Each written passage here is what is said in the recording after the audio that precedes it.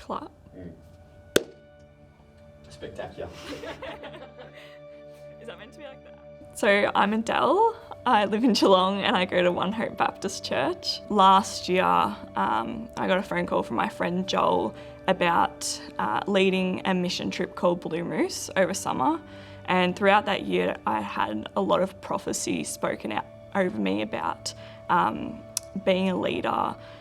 But for me, I really thought that was going to be in 5 to 10 years' time. Like, it wasn't something that was in the near future. It wasn't something I felt prepared for. So as soon as I prayed to God about it, I just told him that I don't feel ready for this, I don't feel capable. But he told me that it's not about what you can do, it's about what I can do and what I can do through you.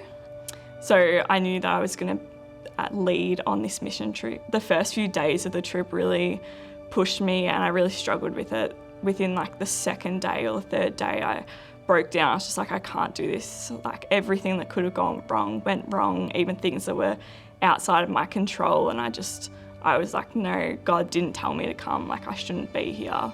But in one of our down times on, I think, the second day, I just went for a walk with God and I spoke to him, and he just said that either way, like whether it goes good or bad, it's on him, it's not on me, it's not glory to me, no matter what happens. And I got an image on the first day that I shared with a couple of team members, but I didn't understand what it was until I had this walk with God. And the image was of a vessel that was broken, because we're called broken vessels in the Bible.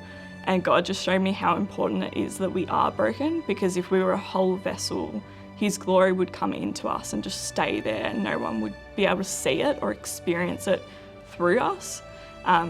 But because we're broken, it pours out, like it can't stay in us. His glory has to come out of us as it comes in.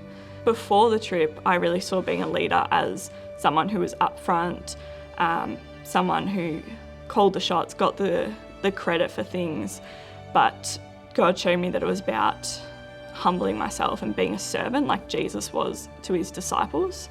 So I really struggled with not doing outreach because I was hearing these testimonies like the cricket one, and people coming back and just saying, we got to talk about Jesus to this random person, or we got to pray for someone. And I was just going to like Coles or Bunnings or wherever doing little errands, and I really struggled to be like, what's the point? Like, I feel like I need to be out there. Yeah, so God really showed me that it wasn't about who was talking to the people, the locals and the kids, but it was about the fact that someone was, and it wasn't a win for the person, but a win for the team and the kingdom of God.